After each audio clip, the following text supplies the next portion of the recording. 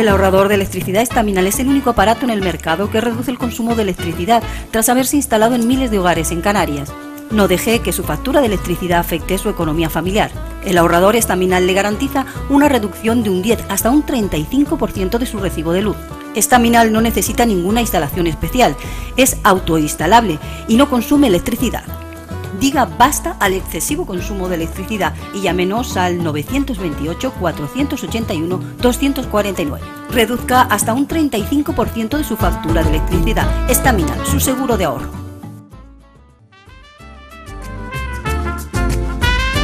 Ahorrador de electricidad Estaminal. Tras muchos años de implantación en Canarias, les ofrecemos la posibilidad de ahorrar de un 10 hasta un 35% del consumo de su factura de electricidad. Tenemos un ahorrador que se adapta a sus necesidades, sea cual sea su tipo de negocio o industria. Muchos ahorradores puede encontrar en el mercado, pero solo Estaminal ha demostrado su eficacia. No deje que los gastos abusivos de electricidad afecten su economía de negocio. Pídanos presupuesto sin compromiso al 928-481-249. Ahorrador de energía Estaminal, la solución a sus problemas de exceso de consumo. Ahorre de un 10 hasta un 35% de su factura de electricidad. Hola, buenas noches. Empezamos aquí el enfoque. Como han visto en el cartel que anunciaba el programa, hoy vamos a hablar de la educación en China. Bien, pues China que sigue siendo un desconocido, a pesar de que, bueno, la población china en Canarias cada vez va siendo más numerosa, pero aunque ellos se van integrando y se van, más que integrando, adaptando, sigue siendo la gran desconocida. Hoy vamos a hablar de la educación en China, pues bueno, a través de los tiempos hasta llegar a lo de estos días. Y tenemos un invitado con nosotros, el profesor Maurice Delat. Buenas noches, Maurice. Buenas noches, Luis. Vamos a hablar un poquito de esa educación en China. La educación en China es muy diferente a lo que podemos nosotros entender como educación en Europa o en el caso de Canarias. No tiene nada que ver, son dos cosas, sí, dos mundos distintos. Exactamente. ¿No? Porque vamos a hablar un poquito de esa educación en China y vamos a irnos hacia atrás. ¿Correcto? Porque prácticamente la educación en China, o lo que sería la base de lo de hoy, parte desde Confucio, ¿correcto? Sí, exactamente. Bien, el primer punto, evidentemente, antes de hablar concretamente de ese gran personaje que era Confucio, pues quisiera subrayar la manera de pensar del chino, que es totalmente distinta a la nuestra, ¿no? Nosotros pensamos de una manera diferente, evidentemente, pero eso tiene relación con nuestra manera de escribir y, en el caso del chino, es su manera de escribir, evidentemente, ¿no? Nuestra visión del mundo está estructurada por la lengua, por el idioma con el cual estamos utilizando para interpretar nuestra visión del mundo. Bien. Entonces la lengua en el occidental, pues en realidad pues son letras sin significado propio. Me explico, cuando vemos un redondel con una cola, pues nos han enseñado que hay que pronunciar, que hay que decir A. Bien. Y luego todas esas letras, pues formando un conjunto, pues forman una palabra. Pero en chino no es así. Primero son caracteres, es decir, que en realidad el chino dibuja iconos y dibuja representaciones que tienen ya su significado propio. Por ejemplo, si yo quiero poner, o sea, el chino más bien quiere, le voy a enseñar. Esto, por ejemplo, pues es un carácter que significa an, y que es la traducción de la palabra paz. Pero en realidad lo que vemos, el chino lo que ve es un techo, aquí arriba, un techo, y abajo la silueta de una mujer. Entonces, para el chino la paz es la mujer en casa. Bien. En realidad, hay también otro punto que quisiera subrayar, es que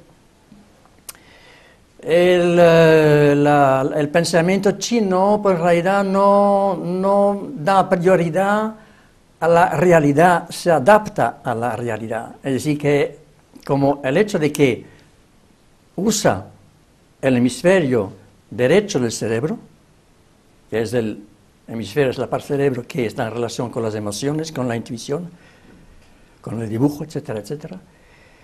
Al contrario del occidental, nosotros utilizamos más bien el hemisferio izquierdo, es decir, la parte izquierda del cerebro, que está en relación con el razonamiento. Bien. Entonces, esto significa que su pensamiento se basa en una prioridad dada a la asociación de ideas, no tanto al razonamiento de causa a efecto. Así que no utiliza la teoría, sino el pragmatismo. Él va a lo práctico y prefiere lo práctico. Esa es la manera de pensar del chino. Y claro, ahí me imagino, cuando dice lo práctico, por eso funcionan tan bien cuando ellos salen al exterior, que terminan adaptándose al medio que están, exactamente, ¿no? Exactamente. Son prácticos, ¿no? Que decir, está claro que ellos van a ese ser práctico y adaptarse, y bueno, en cualquier parte del mundo, ¿no? Ellos no tienen problemas ni de cultura, ni de idiomas, son capaces de defenderse a pesar de no saber hablar el idioma en donde están, pero son capaces de entenderse con la persona. Claro, eso es un poco un retrato del chino fuera de sus fronteras, exterior, ¿no? Pero sí, dentro de sus fronteras el chino pues ha mostrado a lo largo de su historia, que es una historia de más de 5.000 años, que tiene una facultad para adaptarse a las vicisitudes de su propio país, ¿no? A los cambios, porque la filosofía china parece el cambio, es un cambio, para ellos el mundo es un cambio constante, dentro del cual pues hay la famosa expresión del yin y del yang, el positivo y el negativo, la mujer, el hombre, etcétera, etcétera. Pasemos ahora a Confucio. Confucio, bueno, en realidad China se siente muy orgullosa de haber tenido un personaje de la talla de Confucio, que fue el fundador, digamos, del sistema cultural y del sistema político de China. Cuando leemos, él nació más o menos en 500 años antes de Cristo. Bien. Cuando leemos los libros que ha escrito famosos libros, textos clásicos que se siguen utilizando en los exámenes, que, bueno, no ahora, pero en fin, que se siguen utilizando posteriormente, del cual vamos a hablar después, pues nos quedamos realmente sorprendidos de ver la visión que él tenía, una visión vanguardista del mundo. El genio que tenía, incluso hay que tener en cuenta que ese personaje está en la lista de la UNESCO de los 10 personajes más influyentes de la humanidad. Bien. Entonces, para él la educación, él se dio cuenta que la educación, la enseñanza era muy importante, importantísima, sobre todo para que la sociedad pudiera funcionar bien, pudiera tener paz y armonía. Hacía falta la educación a través de lo que él llamaba ritos, es decir, son una especie de protocolo, pero conectado a las relaciones sociales del hombre, dentro de una correcta visión del orden, de la jerarquía, del respeto hacia los padres, hacia el mandarín, hacia el emperador, en fin, hacia el vecino en general, ¿no? Entonces él dio una importancia al hecho de que el hombre tiene que saber realmente cuál era su papel real dentro de la sociedad para que todo fuese plena armonía. Muchas veces se oye en la filosofía china, la manera de pensar el chino, de la armonía entre la gente, la armonía en las cosas, incluso actualmente, ¿no? Y entonces también tuvo una visión futurista de que la educación tiene que ser igualitaria y una educación para todas las categorías, no una educación general para toda la masa, no. Es que él pensaba que tenía que tener una educación según la capacidad del alumno y tenía incluso como objetivo, dijo una frase, una expresión muy curiosa, que tenía que desarrollar la imaginación del alumno, de la persona, ¿no? No darle una cosa en concreto y empezar con el sistema aberrante e incluso estúpido de memorizar las cosas, que el profesor, pues, como actualmente, o incluso a mi generación también, pues yo tenía que aprender de memoria, y eso no va a ningún sitio, ¿no? Entonces hay una expresión que él dijo que es muy famosa, que es Ju Yi Fan San. Eso significa, pues, tú lees una cosa e imaginas tres cosas. Y que se deja, la enseñanza pues estaba basada en el desarrollo de la imaginación. Es muy curioso que en la palabra educación, que le voy a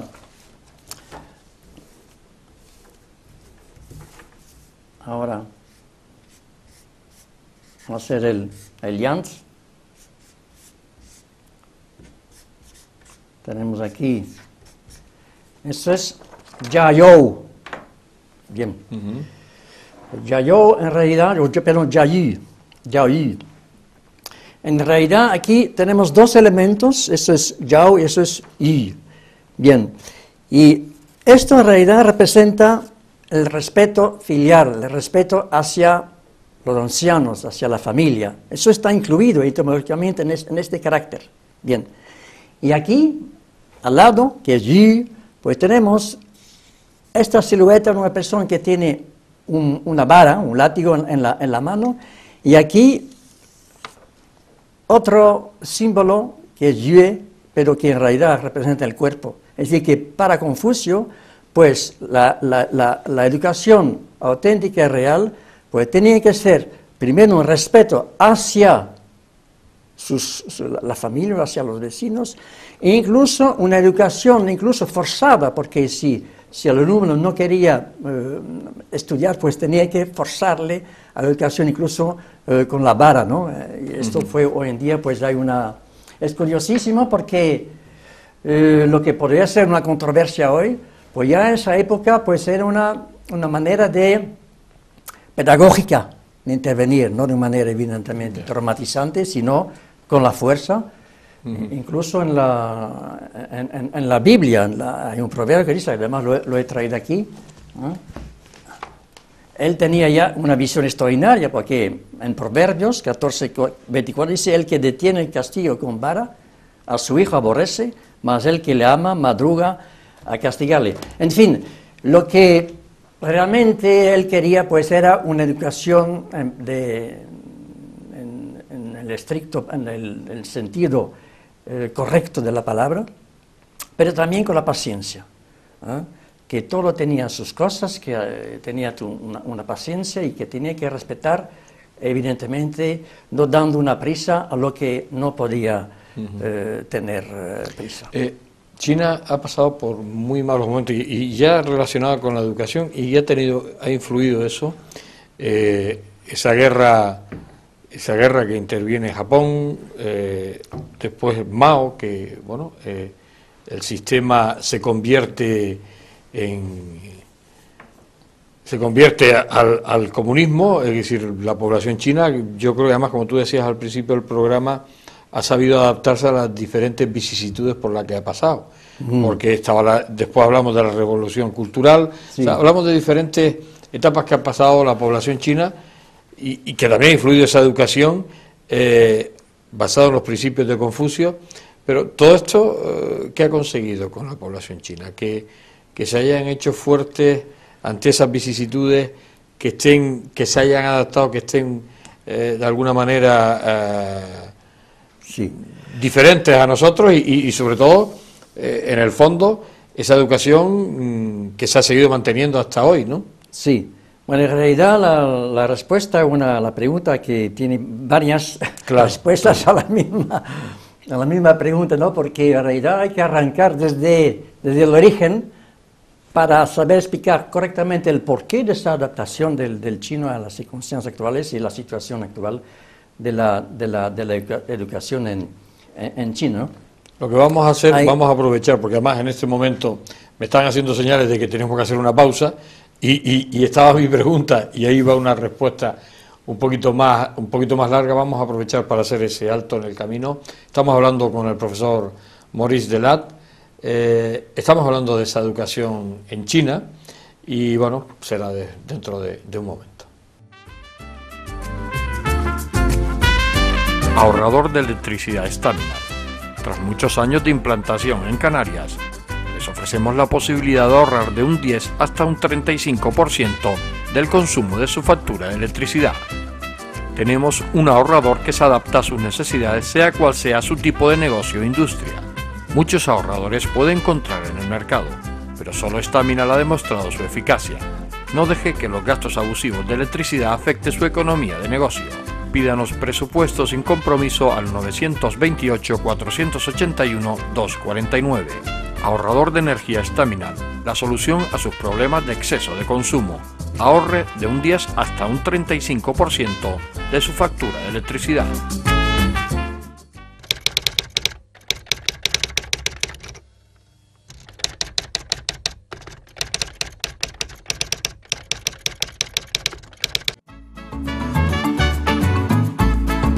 El ahorrador de electricidad Staminal es el único aparato en el mercado que reduce el consumo de electricidad tras haberse instalado en miles de hogares en Canarias.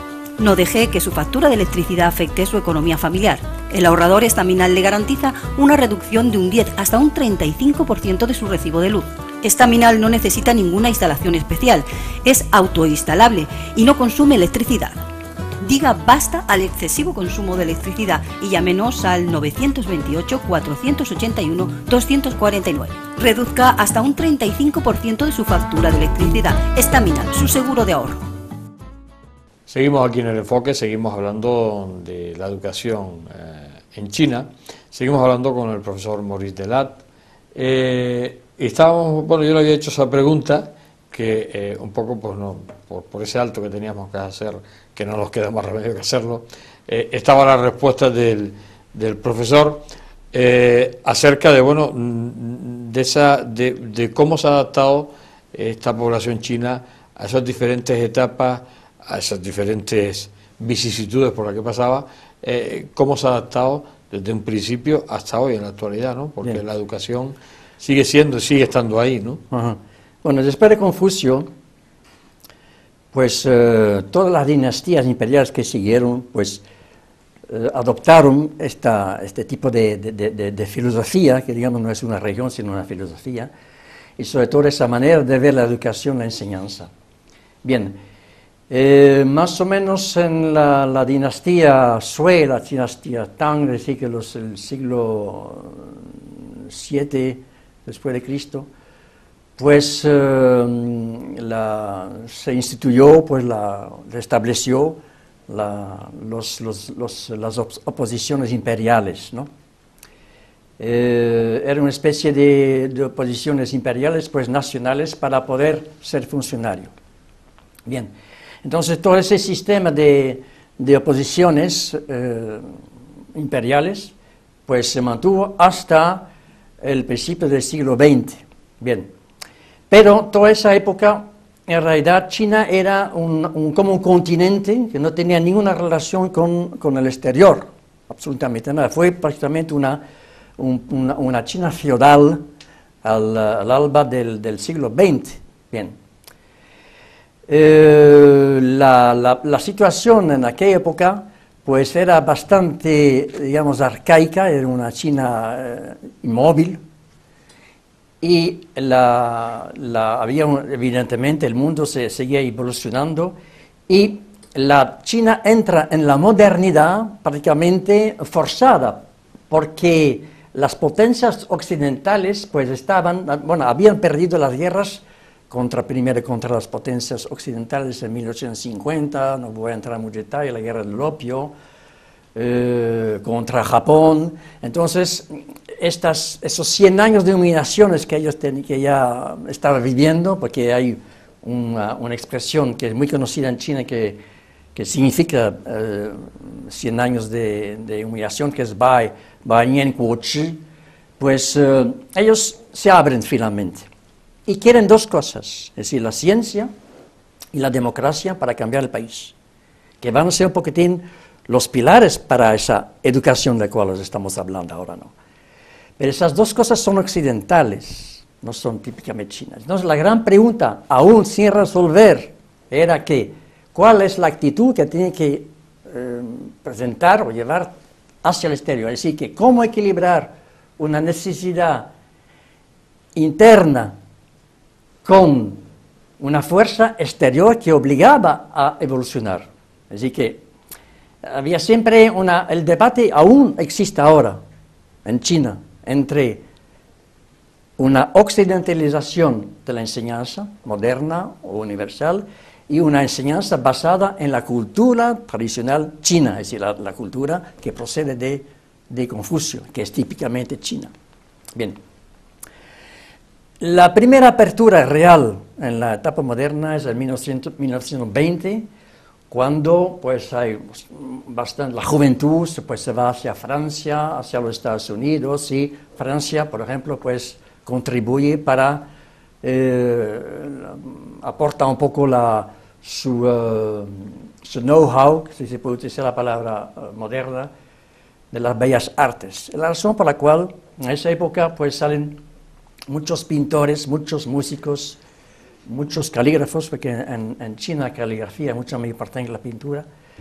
Incluso el músico, el autor del himno nacional chino, pues procedía de Francia, bueno, era chino, pero estudió en Francia, ¿no? Y entonces esa primera época, es decir, los años 20, los años más o menos 49, cuando aparece Mao, pues era una época de enseñanza de escuelas experimentales. En 1949 llega Mao. Bien. Mao decidió seguir el modelo soviético, y que era una enseñanza general y una aplicación de un oficio. Es decir, la gente iba a aprender un oficio y se enseñaba el ruso en todas las escuelas en China, en esa época. Bien. En 1969, sí, 20 años después, ocurre esa famosa revolución cultural, y Mao ve que el modelo soviético no funciona bien. Y entonces quiere democratizar a todo el mundo, es decir, campesinos, la enseñanza para todos, para campesinos, obreros, adultos, etcétera, etcétera, etcétera. La enseñanza se quedó a un nivel muy elemental. Incluso hubo una abolición del Gaokao. El Gaokao es el examen de entrada a la universidad. En esa época la universidad estaba ocupada por campesinos, por soldados, y ya conocemos cómo terminó todo esto, ¿no? Y luego finalmente en el año 1979 llega Deng Xiaoping, que fue un poco el promotor, es con él que empezó o nació evidentemente el primer movimiento del milagro económico que conocemos actualmente, ¿no? Y él tuvo la idea de reformar un poco la enseñanza, y se readmitió el Gaokao, que es el famoso examen que todos los chinos pues conocen muy bien, y eso fue un poco la historia hasta la época actual. Una de las diferencias que se nota más, Maurice, en el tema de la enseñanza, en el tema de la educación en China, es el profesor. El profesor es una figura dentro del sistema de enseñanza chino, figura primordial, figura respetada, es una figura que, al revés que en Europa, y sobre todo en España y sobre todo en Canarias, el profesor ha pasado ha bajado muchos escalones hacia abajo y con muchos problemas. En China no, en China el profesor es, diríamos, el engranaje principal del sistema, ¿no? Exactamente, es el engranaje, esa es la pieza importante en el ajedrez educacional de China.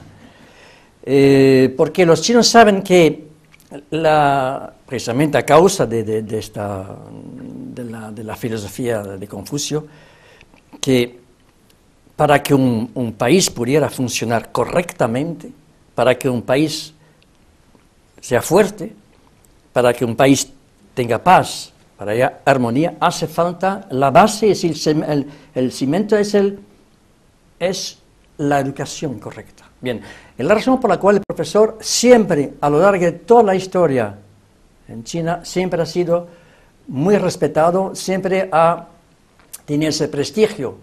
Incluso, bueno, además, uno de los puestos para ese famoso, las oposiciones imperiales del Gaokao, pues uno de los puestos era ser profesor del emperador.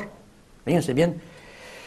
El profesor es tan apreciado que en China hay el Día del Profesor. Como aquí tenemos el Día de la Madre, del Padre, pues el Día del Profesor, que es el día 10 de septiembre, que es el día del nacimiento del cumpleaños de Confucio, cuando los profesores pues reciben un trato especial, un homenaje, las profesoras reciben flores, los profesores unas tarjetas de agradecimiento, y todo un protocolo.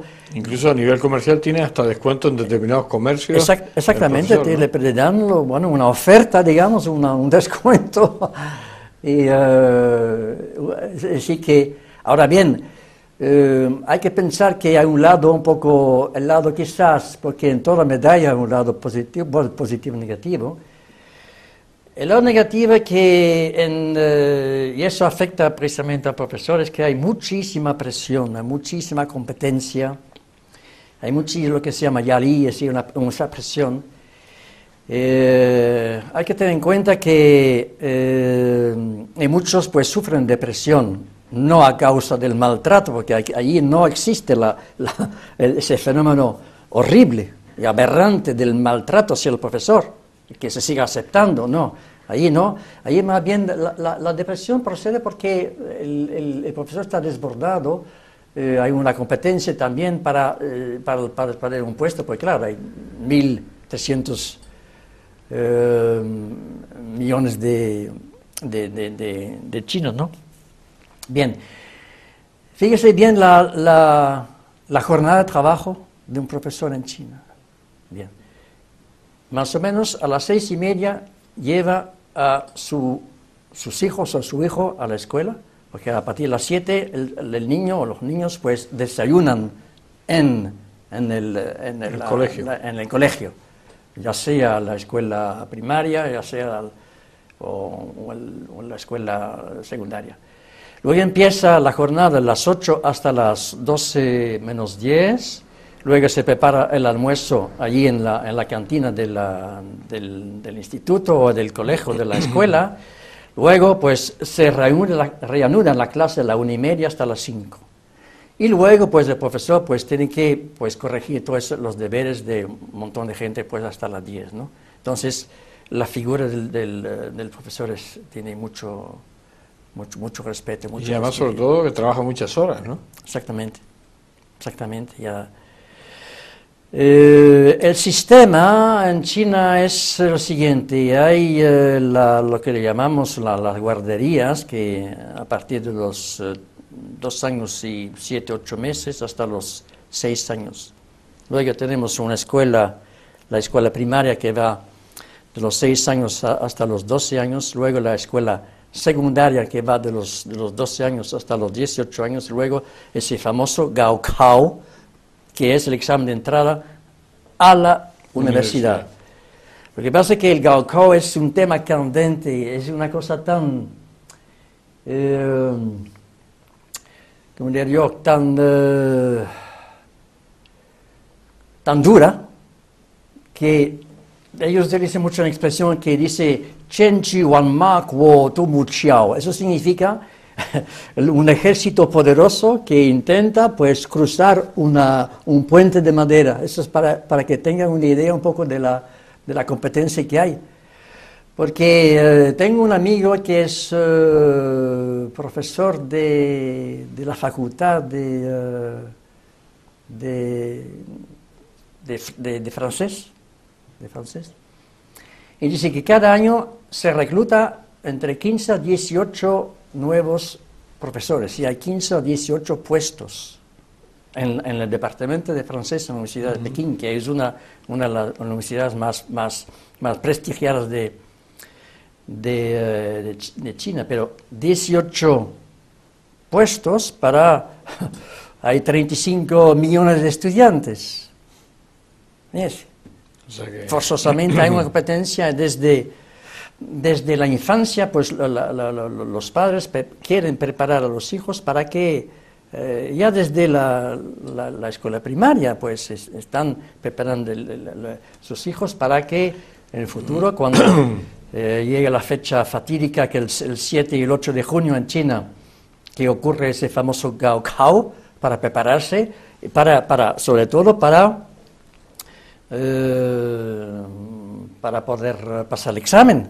El sistema educativo chino, Maurice, deriva o desvía a determinados de la universidad a un sistema de formación profesional, o aquí cada uno el que consiga y punto, no, o ellos están más preocupados en desviar hacia determinados sectores de la enseñanza en determinadas profesiones. No, digamos, no hay nada. Sí, no es la misma idea, no es la misma visión que tiene el chino. En realidad, todo está en relación con el Gaokao.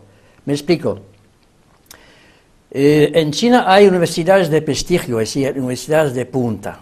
Por ejemplo, en Pekín, en Beijing. Y luego hay otras universidades de segundo rango que están en otras provincias. Y luego hay las escuelas especializadas, por ejemplo, la formación profesional. Vale.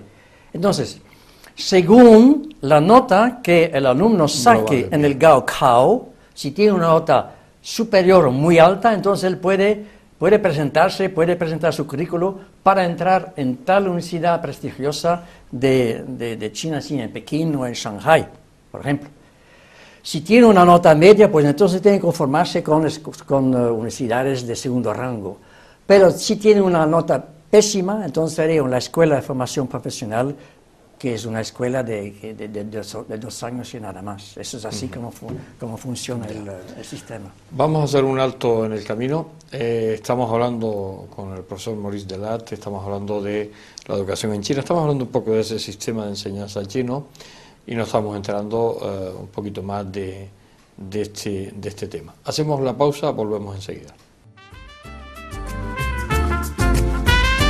Ahorrador de electricidad Staminar. Tras muchos años de implantación en Canarias, les ofrecemos la posibilidad de ahorrar de un 10 hasta un 35% del consumo de su factura de electricidad. Tenemos un ahorrador que se adapta a sus necesidades, sea cual sea su tipo de negocio o industria. Muchos ahorradores puede encontrar en el mercado, pero solo Staminar ha demostrado su eficacia. No deje que los gastos abusivos de electricidad afecten su economía de negocio. Pídanos presupuesto sin compromiso al 921-481-249. Ahorrador de energía Staminar, la solución a sus problemas de exceso de consumo. Ahorre de un 10 hasta un 35% de su factura de electricidad.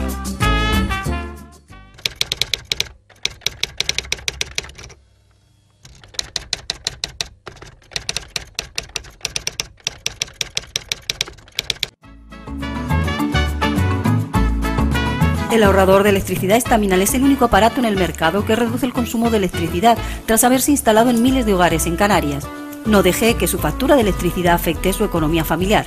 El ahorrador Staminar le garantiza una reducción de un 10 hasta un 35% de su recibo de luz.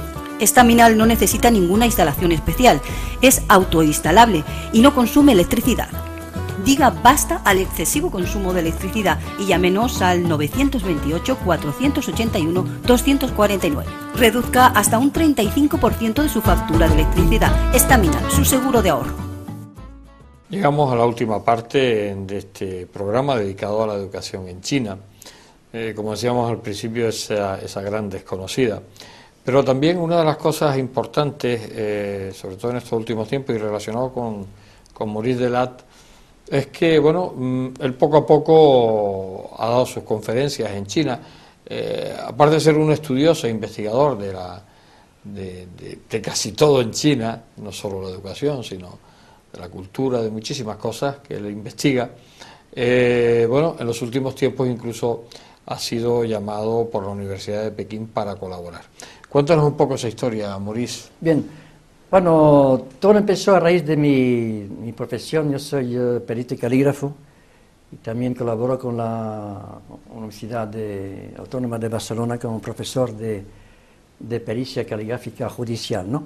Bien, a raíz de esta situación, pues hace 2 años, más o menos, la prestigiosa Universidad de Pekín, de la cual estaba hablando actualmente, pues tuve la alegría de que me invitara a un congreso sobre criminalística, y como ya tenía alguna noción del idioma chino, pues di Fuiste el único que dio la conferencia en chino, ¿no? Sí, en aquel congreso, ¿no? Di mi presentación en chino. Porque los demás lo dijeron en inglés, ¿no? Sí, claro, sobre todo los invitados. Había profesores que daban, bueno, en inglés, digamos, había la lengua china y la lengua inglesa, ¿no? Con los demás profesores. Sobre todo los que venían de fuera lo daban en inglés, ¿no? Lo daban en inglés, ¿no? Y lo di en chino. Entonces, pues a raíz de eso, pues evidentemente nació una amistad entre varios profesores y yo. Y mantuve el contacto evidentemente con ellos, y últimamente pues me ofrecieron una colaboración muchísimo más profunda, mucho más estrecha, en el sentido de que querían que escribiera algunos artículos sobre mi profesión, y sobre todo sobre un tema. Escribo un artículo en la revista de la universidad, el Departamento de Criminalística.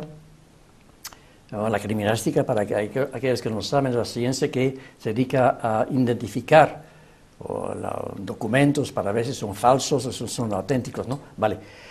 Entonces, ahora en China, pues hay una nueva ley que permite que se contemplar la figura de la contrapericial, porque saben ustedes que cuando hay un asunto judicial, pues el perito, pues lleva su informe pericial.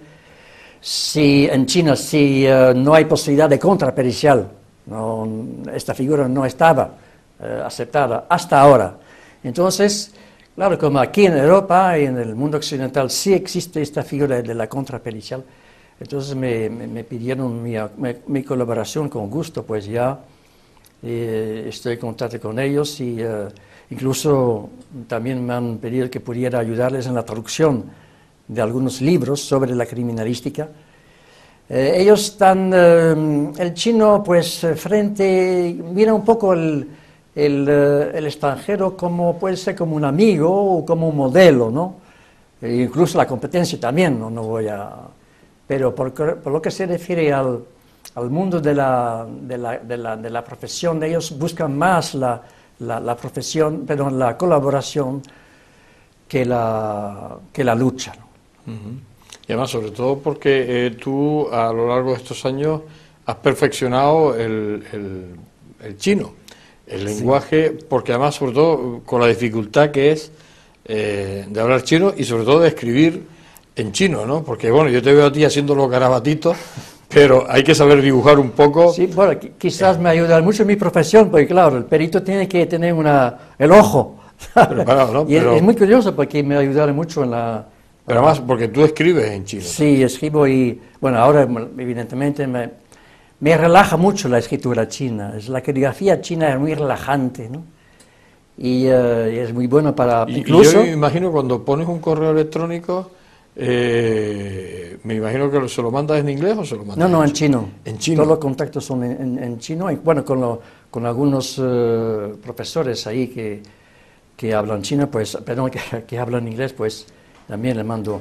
Pero tengo otros contactos que no son profesores de la universidad, sino que son chinos y que no hablan inglés ni nada, ¿no? Y es que en realidad, cuando uno analiza el idioma chino, el chino es complejo, pero no es tan complicado, me explico. Es como un puzzle, como un rompecabezas, donde cada carácter en realidad pues está asociado con otro, ¿no? Entonces, a medida que vas avanzando, pues más te das cuenta de la realidad del puzzle. Pero todo eso depende de cada persona, porque yo me acuerdo en la Escuela Oficial de Idioma, pues había alumnos que tenía más facilidad para hablar que para escribir. Ahora, porque es muy... Claro.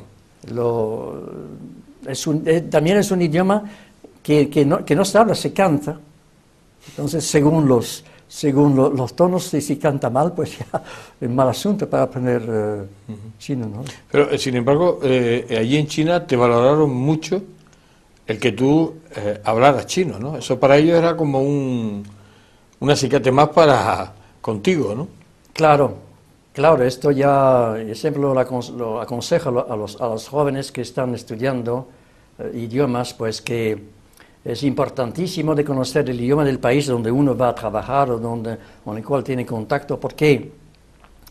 Porque da una imagen, das un ejemplo, ¿no? Y siempre aprecian mucho los esfuerzos que has hecho en este caso. Ellos saben, evidentemente, el chino no es un idioma fácil. Y claro, si uno se dedica a estudiarlo o a escribirlo, a hablarlo, pues más aún. Siempre me ha sorprendido muchísimo la paciencia o el amor que tienen los chinos para enseñar su idioma, para ayudarte en todo. Yo estoy en contacto todos los días, José Luis, con China a través de Skype, y a veces pues estoy haciendo un ejercicio, tengo una dificultad, pues me pongo en Skype, me pongo en contacto con un amigo o una amiga que está, no sé, a miles y miles de kilómetros y inmediatamente ¿Y siempre te entiendes con ellos en chino? Sí, porque hay un logicial que en realidad es un programa donde tú escribes, sí, porque en realidad actualmente se utiliza también el pinyin. Pinyin es la romanización del idioma chino. Entonces tú escribes, que sea, bueno, supongamos, Jiao, como aquí en el caso Jiaoyu, que significa educación, pues escribo J-I-A-O, etcétera, y el programa te lo traduce. Y luego, plaf, lo pincho, inmediatamente me sale todos los elementos, todos los caracteres que son caracteres que indican Jiao, y escojo entre todos esos caracteres cuál es el carácter correcto. Porque puede haber muchos caracteres sobre... Exactamente, puede haber, no sé, 100 o 200 Jiao. Y cada Jiao lleva un significado determinado para un... Exactamente, cada Jiao tiene un carácter y un significado diferente. Complicado, ¿no? Bueno, uno se adapta. Yo ahora me he transformado en una persona que se adapta también. Tú que eres de nacionalidad belga y estudiaste el español en su momento, el grado de dificultad... Bueno, la pregunta es muy buena, muy inteligente. Exactamente, es que yo hablo, incluido el chino, pues 5 idiomas, ¿sí? Francés, inglés, español, flamenco, es decir, el holandés y chino. Pero todos esos idiomas, estoy hablando de los idiomas occidentales, ninguno realmente me ha ayudado para aprender el chino. Ninguno. Claro, no tienes ninguna... Porque claro, si yo empecé a estudiar o a aprender el español cuando tenía 12 años. El inglés también. El inglés en la escuela, pero el español, porque estaba enamorado de una española que estaba viviendo en mi calle y quería conquistarla con el español. Vale, eso es otra historia. Pero me ayudaba evidentemente claro. La relación entre los idiomas latinos, claro. Pero en este caso, los otros 4 idiomas no te han hecho nada, para nada. Distinto totalmente. Dentro de un mundo que igual el idioma es distinto, es totalmente distinto. El pensamiento chino es distinto, el idioma chino es distinto, la comida, bueno, la comida que comemos en China, no... Sí, ya lo aclaraste alguna vez, que es una... comida cantonesa, una comida rara, comercial, ¿no? Descafeinada que procede de los Estados Unidos, que son claro, el chop suey y todo esto. Pero que los chinos son tan inteligentes que la han promocionado por todo el mundo, y han hecho esos restaurantes porque además saben que está hecho para el gusto occidental, sí, para el gusto occidental. Y al final se la van a comer todo y no van a protestar. Yo me acuerdo cuando estaba en Pekín, pues iba a comer todos los días con los profesores ahí en China, y la comida del norte de China es muy salada. Entonces en el desayuno me daban unas sopas Hago una sopa salada en el mismo desayuno, con algas muy saladas. Y te la tenías que comer por cuestión de... Yo tengo un estómago de hierro, así que Dice que estabas preparado para eso. Se nos ha acabado el programa, estaríamos hablando muchas horas con Maurice, sobre todo porque además en el tema de China lleva muchos años investigando sobre esa cultura, sobre esa forma de ser de los habitantes de ese gran país de 1.300 millones, casi nada, 1.300 millones de chinos. Me imagino, y ya terminamos, ¿tienes previsto algún viaje a China dentro de un tiempo? Bueno, sí, evidentemente, ten en cuenta que ahora esa colaboración para escribir artículos en las revistas y traducción, y posiblemente lo verás. Pues Maurice, gracias por acompañarnos esta noche aquí, sobre todo además porque es un placer escuchar todas estas historias de China, que además que tú investigas y además que tú también le has cogido ese cariño a este gran país como es China. Gracias, Maurice. Gracias. Bien, por las palabras del profesor Maurice Delat, hemos aprendido un poquito más sobre esa educación en China, sobre esa mentalidad de estas personas que, bueno, que como hemos visto son capaces de adaptarse en el exterior y también son capaces de adaptarse a las diferentes vicisitudes en el interior. Gracias por estar ahí, como no, les espero la semana que viene en un nuevo programa del Enfoque. Hasta siempre.